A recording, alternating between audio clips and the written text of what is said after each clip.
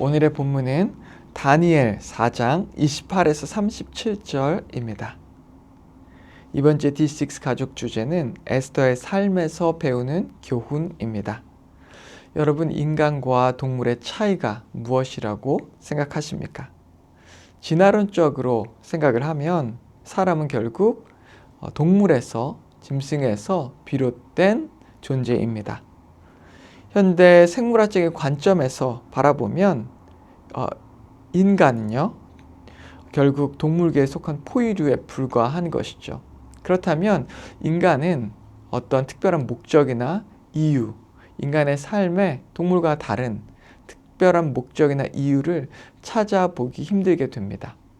하지만 우리 성경을 통해서 보면 만약 하나님께서 인간을 하나님의 영으로 하나님의 성령을 불어넣어 생기를 불어넣어 인간을 창조했다라고 했을 때 인간은 굉장히 특별한 목적과 이유를 가지고 존재하게 되는 것입니다.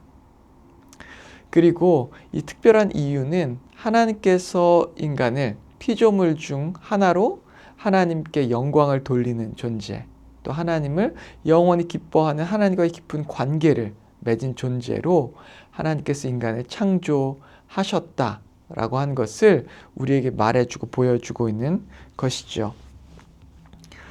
오늘 본문의 이 문제를 보면요, 느부갓네살 왕은 어떤 말을 했고 그 말 이후 어떤 일이 일어났습니까? 첫 번째 질문입니다. 오늘 본문 29절과 30절 그리고 31절에서 33절 우리 이렇게 본문을 읽어보도록 하겠습니다. 12달이 지난 후에 내가 바벨론 왕궁 지붕에서 거닐세 나 왕이 말하여 이르되 이 큰 바벨론은 내가 능력과 권세로 건설하여 나의 도성으로 삼고 이것으로 내 위엄의 영광을 나타낸 것이 아니냐 하였더니, 느부갓네살 왕이 무엇을 하고 있습니까? 이제 그가 이 지붕에서, 옥상에서 이 바벨론 시내 바벨론 도성을 바라보면서 그가 자신을 높이는 말을 하고 있는 것입니다. 내 영광과 위엄을 이 바벨론의 거대한 왕국이 나타내고 있다라고 말하고 있는 것이죠. 그때 무슨 일이 일어납니까? 1절에 33절입니다. 이 말이 아직도 나 왕의 입에 있을 때에 하늘에서 소리가 내려 이르되 느부갓네살 왕아 내게 말하노니 나라의 왕위가 내게서 떠났느니라.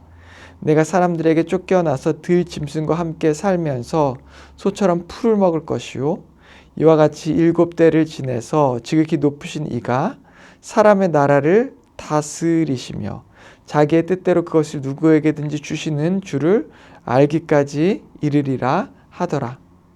바로 그때 이 일이 나 느부갓네살에게 응함으로 내가 사람에게 쫓겨나서 소처럼 풀을 먹으며 몸이 하늘 이슬에 젖고 머리털이 독수리 털과 같이 자랐고 손톱은 새 발톱과 같이 되었더라.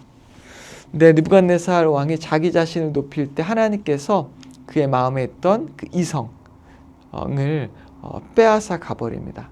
그는 그 동물처럼 이성을 빼앗긴 채 본능만 남은 채 마치 새처럼 그리고 짐승처럼 풀의 이슬을 마시며 손톱을 새처럼 기르며 그리고 풀을 뜯어먹으며 살게 되는 것이죠.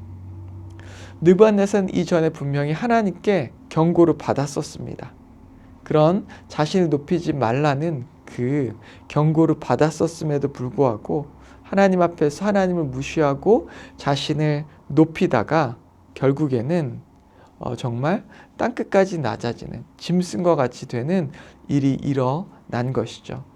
이 말씀을 볼 때 우리는 참 별것 아니라고 생각할 수도 있습니다. 느부갓네살 왕이 그가 세운 이 놀라운 바벨론 제국, 결국에 그가 한 일 아닌가라고 말할 수도 있습니다.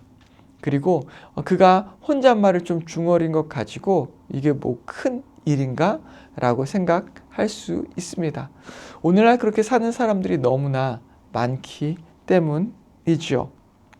그런데 그가 비록 왕일지라도 이렇게 정말 놀라운 일들을 했던 사람이었을지라도 그가 하나님의 자리에 앉아 모든 영광을 차지하는 것은 엄청나게 큰 죄를 짓는 것입니다.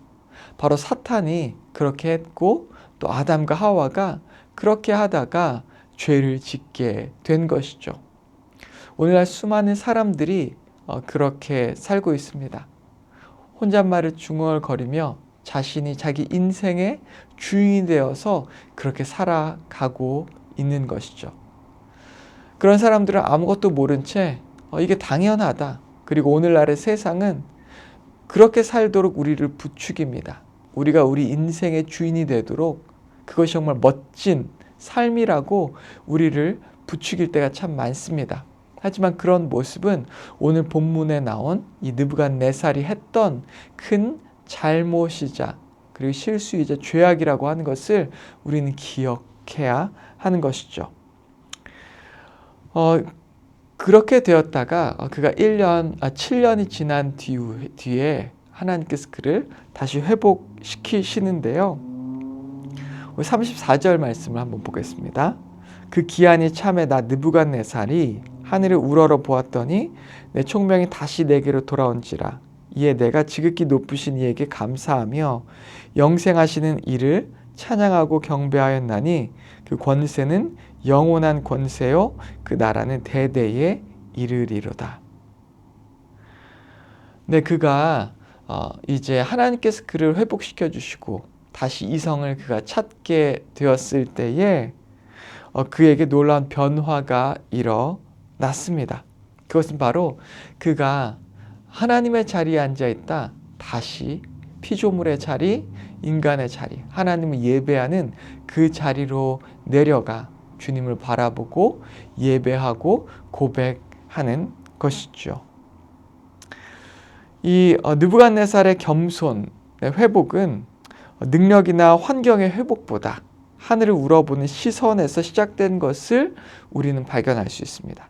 그는 인간으로서 이 피조물의 자리를 겸손하게 다시 찾을 수 있었고, 그리고 하나님께서 인간을 지으신 그 목적, 하나님을 예배하고 하나님께 영광을 돌리라고 하는 그 목적을 그는 회복하게 된 것이죠. 오늘날 수많은 사람들이 이 목적을 잊은 채 인생을 살아가고 있습니다. 그리고 그들은 그것이 정말 큰 죄다라고 하는 것을 모르고 있는 것이 너무나 안타까운 현실입니다. 여러분, 복음을 받아들인다고 하는 것이 무엇입니까? 복음을 깨닫는다고 하는 것이 무엇입니까? 그것은 단순하게 하나님이 이 땅을 지으신 이 창조주다라고 하는 고백에서 그치는 것이 아닙니다. 예수님께서 우리의 죄를 짊어지고 십자가에서 죽으셨다라고 하는 것에서 멈추는 것이 아니라 바로 하나님을 그리고 예수님을 이 땅에 이 전 우주에 온 우주의 창조주로 바라보고 그리고 우리를 피조물의 자리로 다시 돌아가 그 자리에서 주님을 예배하는 예배자가 되게 하는 것이 바로 복음인 것입니다. 오늘 우리는 우리가 마땅히 거해야 하는 곳이 바로 이 예배자의 자리라고 하는 것을 기억하며 오늘 이 시간 그 자리에서 하나님을 바라보고 찬양하고 고백하며 주님께 나아가는 저와 여러분 되기를 주님의 이름으로 축원합니다. 함께 기도하겠습니다. 하나님 아버지 감사합니다. 느부갓네살 왕이 자기도 모른 채 그가 지었던 세웠던 바벨론의 나라를 보고 그 모든 영광을 자기에게 돌리다 결국 땅 끝까지 떨어져 정말 짐승과 같이 되어진 것처럼 우리도 그런 삶을 살지 아니하고 그런 인생을 살지 않도록 도와주시옵소서.